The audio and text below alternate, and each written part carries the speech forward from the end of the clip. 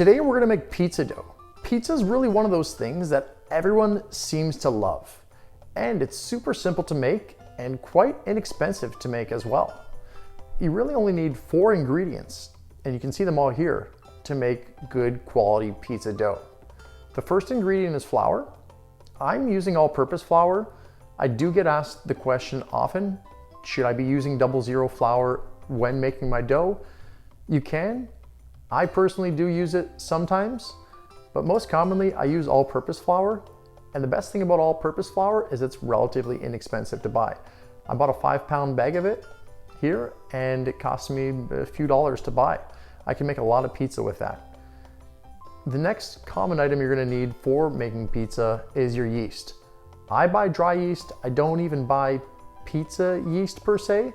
I just use your standard bread yeast, and by doing that, it's a lot less expensive as well. This bag of dry yeast, I think it was about $5. It can make literally hundreds of pizzas. And my third ingredient I have here is salt. This is just sea salt, and I've got about a teaspoon and a half of it, and that's it. And water. Ideally, we recommend you use filtered water, just slightly above room temperature. You want it to be just slightly lukewarm. So let's get started here. The first thing you're gonna do is activate your yeast. And just in terms of proportions today, we're making about 3 to 4 pizza doughs, depending on how big you want your pizzas. It's essentially 4 medium-sized pizzas is what we're gonna make. So to do that, I've got 2 teaspoons of yeast. So I'm gonna go ahead and add the teaspoons to this container and add about 80 milliliters of water to this. And again, this is the lukewarm water. I've got a measuring cup. So I'm gonna add that water here, and then I'm just gonna mix it. And what we're doing right now is we're just starting to activate the yeast. That way, when we add it to the flour later on, it's already started to activate, and it'll already start to form the dough when we do that. We don't have to wait for it. So I'm just gonna go ahead and mix it. And then I'm gonna let it sit for about 10 minutes, or when the yeast starts to activate. And how you're gonna be able to tell that the yeast is activating is really, there's 2 things you look for. Well, 2 things. One, you look for fizzing on the top, and the second one is the smell. It's gonna start to smell like a beer factory. If you've ever been on a beer tour, I've been on many, you'll recognize what you're actually smelling a lot of times. You think it's beer, but it's actually the yeast in the beer that you're smelling. So I'm gonna let this sit for 10 minutes. I'll be back and we'll continue and make some dough. So 10 minutes has passed, and I can see that my yeast is fizzing on the top, so it looks like it's starting to activate. I'm just gonna give it the smell test. Yeah, that definitely smells like a beer factory to me. So the good news is our yeast is ready to go. So I'm gonna go ahead and put the yeast aside here. And today I'm gonna be making the dough completely by hand in a bowl. I'm not gonna be using a power mixer. If you have one at home, go ahead, by all means use it. It'll make your life a little bit easier. I have one at home as well. I'm not using it today because I do wanna show you that you can make this completely by hand, and it's quite simple.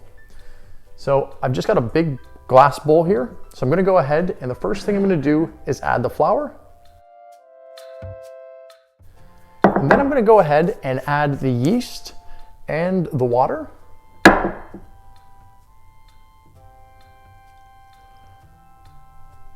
Put all the yeast in and mix it around to get it absorbed.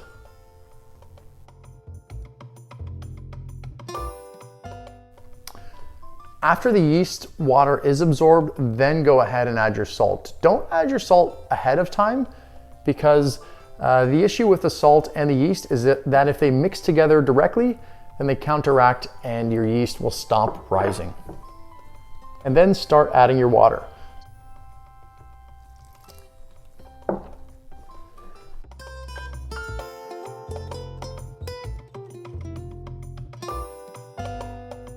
You want to mix in just enough water so that all the flour sticks together, but not too much so that it's wet.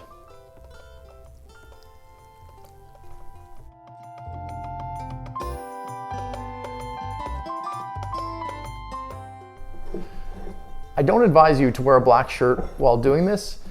because the one thing about making dough and using flour is that it gets messy.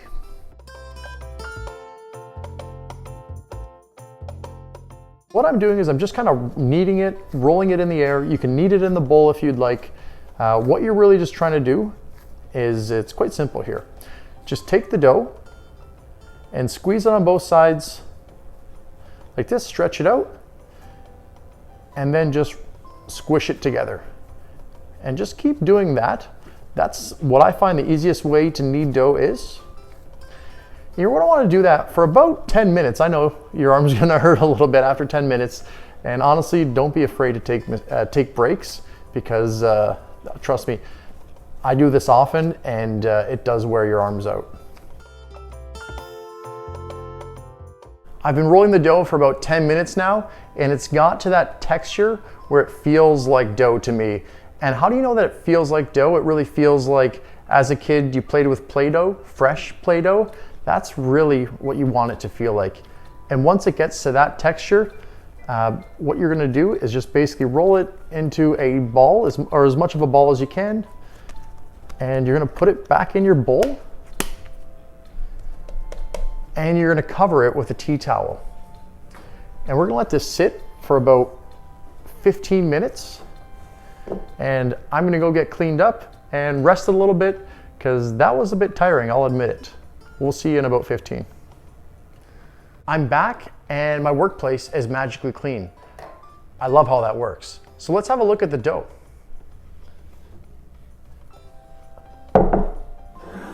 It's been about 15 minutes since we covered it.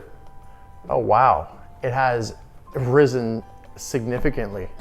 So we're just gonna take that dough out and we're gonna put it on here.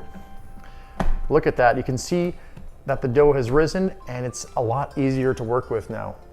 So what I'm gonna do is, I have one of these dough cutters. You can get them online. They're really only a couple bucks. And if you're making dough often at all, they're great to have. So what I'm gonna do is I'm gonna cut this basically into 4 pieces. So it's quite easy to do with this dough cutter. Just go like so, and like so.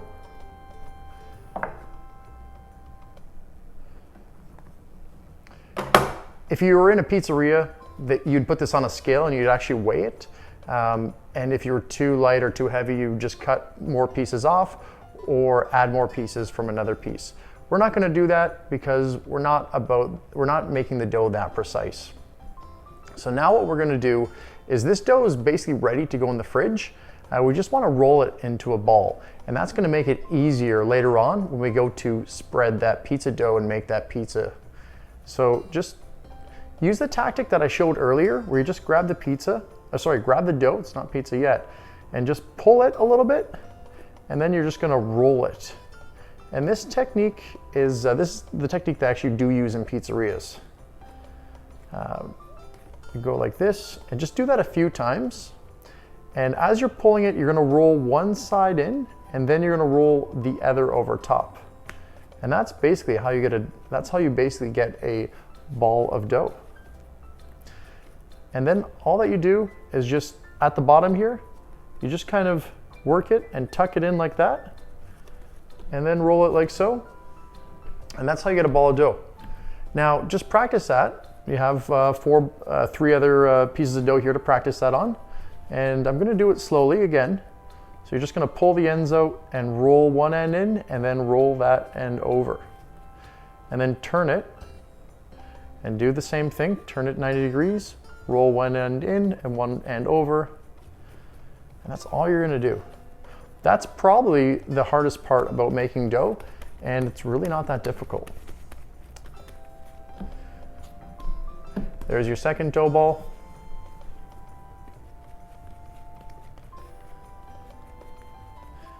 So just like I said, grab both ends rather, pull it, and then just roll it over top of each other, almost like you're wrapping a hot dog. Just do that a couple of times. It doesn't have to be perfect, trust me. And then the bottom of your dough is gonna look like that.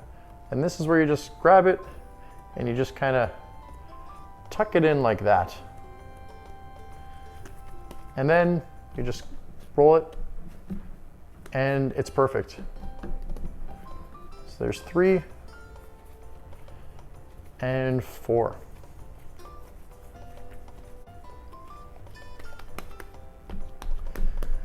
And that's how easy it is to make pizza dough. Now you have to put these in the refrigerator and make sure that you put them in an airtight container and don't put them beside each other. Leave at least about 4 inches between each of them when they're inside of a container in the fridge, because they're going to expand.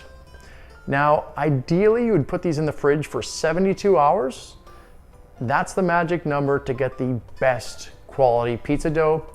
Obviously, we don't always plan 3 days in advance of making pizza, so you can use, these are ready to use in an hour. They're ready to use in a day. They're ready to use in 2 days. You really can use them whenever you want. Ultimately, 72 hours is the best, but quite honestly, I make pizza the same day and use it an hour later, it's completely fine. Thanks for watching. If you like this video, click subscribe. The next video we're going to show you is actually making pizza now using this dough.